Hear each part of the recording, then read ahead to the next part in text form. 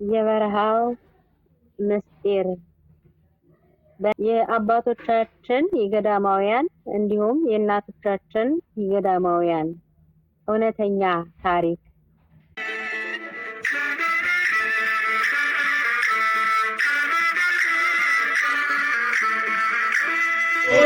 ተናርጋትና ሀገሬን ጌታ የከፋ ሁሉ ይታይሳ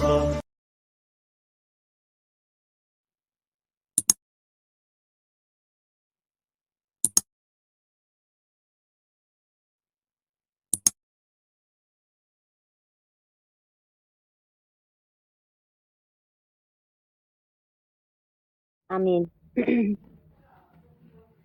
የበረሃው ምስጢር በእናታችን በእህተ ማርያም እማሆይ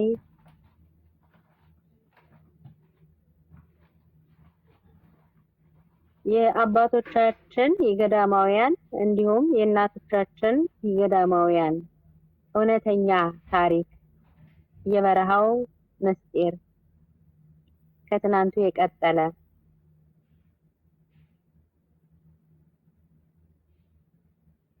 ባለፈው ክፍል እናታችን እማሆይ ሰበነ ማርያም ከአንድ ገዳም ገብተው በአንድ ገዳም የሚኖሩ እናቶች አባቶችን ለምን መጥተው ስራ ያግዟቸዋል? ስራ ሊያግዟቸው ሳይሆን ለሌላ ጉዳይ ነው የሚመጡት እያሉ ሲያሟቸው እነሱም ገብተው እየገሰጿቸውና እማሆይን እየሰደቧቸው በስድብ ናዳ ተመልሰው የሚነግሯቸውን ተናግረው መልእክታቸውን አስተላልፈው ወደ አንድ ገዳም እንደተጓዙ ተመልክተናል። ወይላ ትዝብታቸው ወይም ትውስታቸው ሲቀጥሉ አንድ ወጣት መነኩሴ ከአንድ መናኝ ጋር ተጣልተው ካልተደባደብን ብለው በግልግል ተለያይተው ያ ወጣት መነኩሴ እልኩ ስላልወጣለት ቁጭ ብሎ ሲናደድ ደረሱና ልጄ ምን ሆነህ ነው? ደህናም አይደለህምን? አሉ። አጠገቡ ቁጭ ብያሉ። በጥባጭ ካለ ማን ጥሩ ይጠጣ? እናቴ አንድ ከኔ ያነሰ ጎረምሳ ባለጌ ሊደበድበኝ ይጋበዝ። ወይኔ ምን ያረጋል? ተዋከላከለኝ እንጂ ልክ አገባው ነበር አለ። እጁን ቡጢ ጨብጦ መንኩሰሃል ልጄ? አሉ እማሆይ ሰበነ ማርያም። አዎ አዎ ጠበቅ አድርጎ አዎ አለ። ምን ማለት ሆነው? የውሸት እውነተኛ መነኩሴ በትክክል የመነኮስክ? አሉት። አዎ እውነተኛ መነኩሴ በትክክል የመነኮስክ አሉ። ምን ማለት ሆነው? የውሸት መነኩሴ ያለ እንዴ? የመነኮስኩት እዚሁ ነው። ይኸው 4 ዓመት ሞላኝ አለ ቆጣ ብሎ እያያቸው። ታዲያ እውነተኛ መነኩሴ እዚህ ቅዱስ ገዳም መንኩሶ የሚኖር መነኩሴ ሰው ካልደበደብኩ ብሎ ይህን ያህል ይበሳጫልን? ልጄ መነኩሴ እኮ ይመቱታል እንጂ አይመታም፣ ይደበድቡታል ይሰድቡታል እንጂ አይሰድብም አይደባደብም። ይደበድቡታል እንጂ አይበድልም፣ ይበደላል እንጂ አይበድልም። ብዙ ክፉ ነገር ያደርሱበታል ያደርጉበታል እንጂ እሱ እንኳን በፈጣሪ አምሳል በተፈጠረ ሰው ላይ ቀርቶ በማንኛውም ፍጡር ላይ ክፉ አያደርግም። ምክንያቱም የሞተ ተነስቶ ማንን ይበድላል? ከማን ጋር ይጣላል? መነኩሴ የመነኮሰ ለት ሞተ ማለት ነው። የሚመታ እጅ የታለውና ሞቶ የሚሰድብ የሚረግም ክፉ ተናግሮ የሚያስቀይም ምን ምላስ አለው? ስለዚህ በትክክል ለእውነት ፈጣሪን ለማግኘት የምድሩን ሰርግ ትቶ ስለ ሰማያዊ ሰርግ ከመላእክቱና ከቅዱሳኑ ጋር ከፈጣሪውና ከእመቤቴ ድንግል ጋር ሰርጉን ሊያደርግ ሊሞሸር ሊሾም ሊሸለም የተዘጋጀ መነኩሴ የሚደርስበትን ክፉ ነገር ሁሉ ሰማያዊ ደስታውን ሰማያዊ ሙሽርነቱን እያሰበ በደስታና በፍቅር ሆኖ ይቀበላል እንጂ የመታኝን ልምታ የገፋኝን ልግፋ አይልም ልጄ። ይህን ካለ የስም መነኩሴ የስም መናኝ አታላይ ዓላማ የሌለው ከንቱ ነው። ስለዚህ ልጄ እውነተኛ መነኩሴና መናኝ ከሆንክ ልምታው ሳይሆንና አሁኑኑ ሄደህ እግሩ ስር ወድቀህ ይቅርታ ጠይቀውና ሰላም ፍጠር። ነገ ተነገ ወዲያ እንዲያ ቢያጋጥምህም ለተሰነዘረው ዱላ ጀርባህን አመቻችና የመታህን አመስግነህ ይቅርታ ጠይቅ። ያኔ ምድራዊ አይደለ ሰማያዊ መልአክ ትሆናለህ። ጨረስ ልጄ። ጆሮ ያለው ይስማ፣ ልብ ያለው ልብ ያድርግ ብለው በጸጸት አቀርቅሮ እንደተቀመጠ ጥለውት የሄዱትን አስታወሱና እንዴት ሆኖ ይሆን አሉ። ወደ ሌላ ትዝታ በትዝታ ፈረስ እየጋለቡ በአንድ ጾም ወራት አንድ ቤት ውስጥ 3 አባቶች ተቀምጠው ጾሙን ዘግቶ በሚያሳልፍ በአንድ መነኩሴ ሁኔታ ያወራሉ።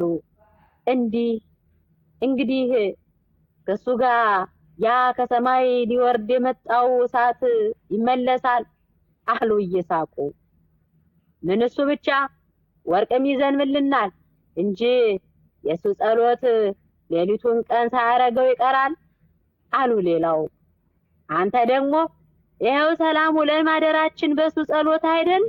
ኧረ ሁሌ እዛው ይቀመጥ የኛ ጻድቅ አሉ ሌላኛው እየሳቁ። እማ ሆይ አባቶቼ፣ ይሄ የምትሉት ሰው ገሎ ሰርቆ ቀምቶ ወይ ከናንተ የሆነ አጭበርብሮ የወሰደባችሁ ነገር ኑሮ ነው ዘግቶ ተደብቆ ያለውን አሉ። አይ እንደው ሌሎች ሲያረጉ አይቶና አርጎ ነበር ለመባልና ለሌሎች ለየት ብሎ ለመታየት ባጉል ተወድሶ ከንቱ ተወጥሮ ማድረጉ እንጂ እኛንም ሆነ ማንንም ምንም አላደረገ አሉ። በልባቸው ከየት መጥታ ነው መሐከላችን የገባችው ብለው እየተገረሙ። ታዲያ አንድ ሰው ገዳም መኖሩ ዕለት ዕለት በመንፈሳዊ ሕይወት ሊበረታ ከሱ የተሻሉ ሰዎች ያደረጉትን አይቶ እሱም እነሱ የደረሱበት ደረጃ ለመድረስ ፈለጋቸውን ተከትሎ ያደረጉትን በማድረግ ለመጠቀም ዕለት ዕለት መንፈሳዊ ሕይወቱን ሊያዳብር አይደል? ስለዚህ ይህ ያላችሁት ሰው እኔ ዘጋለው ስንቅ ውሃ ምናምን አቀብሉኝ ብሎ አስቸገራችሁ ይሆን አሉ እማሆይ ሰበነ ማርያም። ወይ እንኳን ይህን አርጉልኝ ቀርቶ ምን እንደሚመገብ ማናውቅ እናቴ አሉ ሌላው እማሆይን ከእግር እስከ ራሳቸው እያዩ። ታዲያ ይህን ስጡኝ ይህን አርጉልኝ ካላለ እናንተን የሚጎዳ ነገር ካላደረገ ራሱን ችሎ ረሃቡን፣ ጥሙን፣ ብቸኝነቱን ታግሶ ኃጢአቱን ለፈጠረው እየነገረና እያለቀሰ ራሱን እስረኛ አድርጎ ዝም ብሎ በተቀመጠ ምን አድርግ ብላችሁ ታሙታላችሁ? ምን በደለ እንዳላችሁት አረገ? ይበሉኝ ወይ በተወድሶ ቢያረገው እንኳን የሚጎዳ ራሱን እንጂ እናንተ ምናችሁ ተጎዳ? ምን አሰደባችሁ? አረረ መረረ ሳይል ራሱን ችሎ በኖረ ይወቀሳልን? ሲሆን ያለመታደል እንጂ ቢያድለን ኑሮማ በዚህ ጾም ወራት ቀርቶ በማንኛውም ጊዜ የቤታችንን በር ብቻ ሳይሆን የአንደበታችንን በር ዘግተን ከሁሉ ተለይተን ብንኖር እንዴት ባማረብን ነበር አባቶቼ። እናንተ በዚህ እድሜያችሁ ወጣት መናንያንን በእድሜም በእውቀትም ከናንተ ያነሱትን በርቱ፣ ጾሙ፣ ጸልዩ፣ ስገዱ፣ አንደበታችሁን ክፉና አልባሌ ነገር ከመናገር ከሐሜት ከልክሉ እያላችሁ በርትታችሁ ታበረታላችሁ፣ ጠንክራችሁ ታጠነክሩ ነበር እንጂ ኃጢአቱን እያሰበ ለማልቀስና መንፈሳዊ ሕይወትን ለማጠንከር ሁሉን ትቶ ብቸኝነትን መርጦ የዘጋውን ማማትና መተቸት ነበረባችሁን? አሁን እኮ ጊዜው የጾም ወራት ነው። እንኳን ገዳም ያለ በዓለም ያለ ምእመን ኃጢአቱን እያሰበ የሚያለቅስበት፣ መልካም የሚሰራበት፣ መልካም የሚናገርበት፣ ከፈጣሪው የሚገናኝበት ጊዜ ነው። ታዲያ እናንተ ይህን እድሜ ይዛችሁ መንኩሳችሁ ገዳም እየኖራችሁ ጥቁርና ነጭ ጸጉር አብቅላችሁ እንደዚህ የሐሜት ክር መተርተር ከእናንተ ይጠበቃልን? ሌላው ቢቀር እድሜ አይገራችሁምን? በጣም ያሳዝናል። አሁንም ይብቃችሁ፣ ተመለሱ፣ ንስሐ ግቡ። የሰው ስጋ ያለ ቢላ መብላት ይቅርባችሁ። አበቃው። ጆሮ ያለው ይስማ፣ ልብ ያለው ልብ ይበል ብለው ሊወጡ ሲሉ እንዴ ይቺ ከየት አባቷ መጥታ ነው የምትሰድበን ብለው አጠገባቸው ሊነድ የተቀመጠ ጉማጅ እንጨት አንስተው ሲወረውሩባቸው ተረከዛቸውን አግኝቶ ክፉኛ ቆሰላቸው። ያኔ ቆስሎ ብዙ አሟቸው የዳነውን ተረከዝ አየት ታደረጉና ፈገግ ብለው ወደ ሌላ ትውስታቸው ተሸጋገሩ። እማሆይ አንድ ገዳም ላይ ለአንድ ሳምንት ቆይተው ነበር። በዛ ገዳም ላይ የሚበዛው ወጣት ሴትና ወንድ መነኮሳት መናንያን ናቸው። ታዲያ እማሆይ የእያንዳንዳቸውን ሁኔታ ሲከታተሉ ሰነበቱና ከመሃላቸው ከወንዱም ከሴቱም መረጥ አድርገው ወደ አንድ ጥጋት ላይ ይዘዋቸው ሄዱና ልጆች መቼም የኛ ዓላማ አንድ ነው።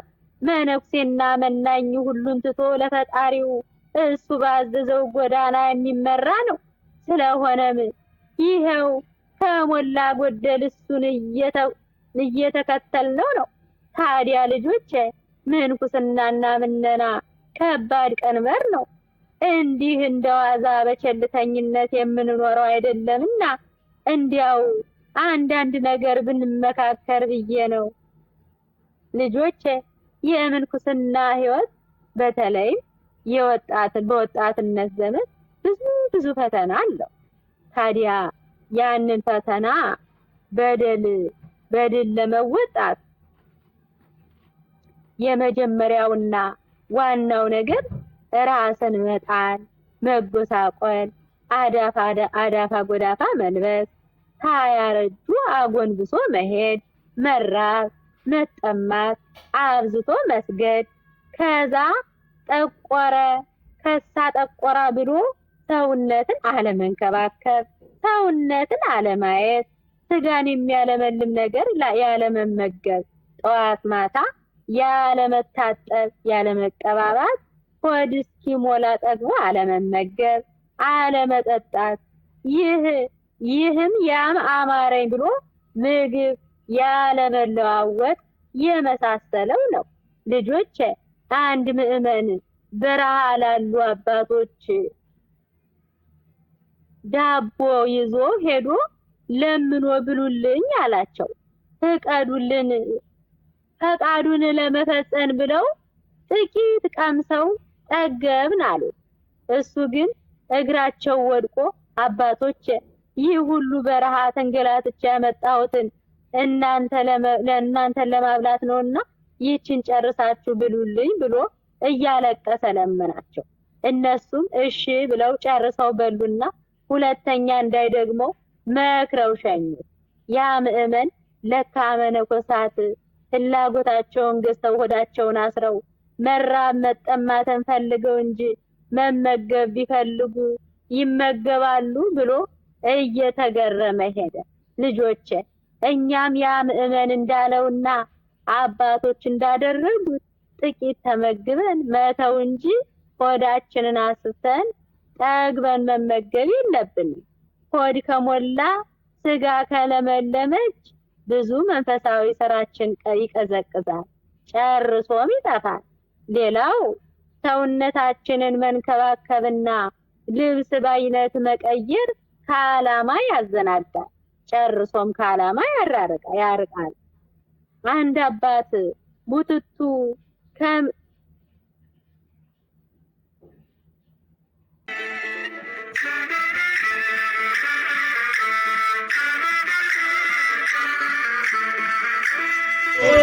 ተናርጋትና ሀገሬን ጌታ የከፋ ሁሉ ይታይ በሳ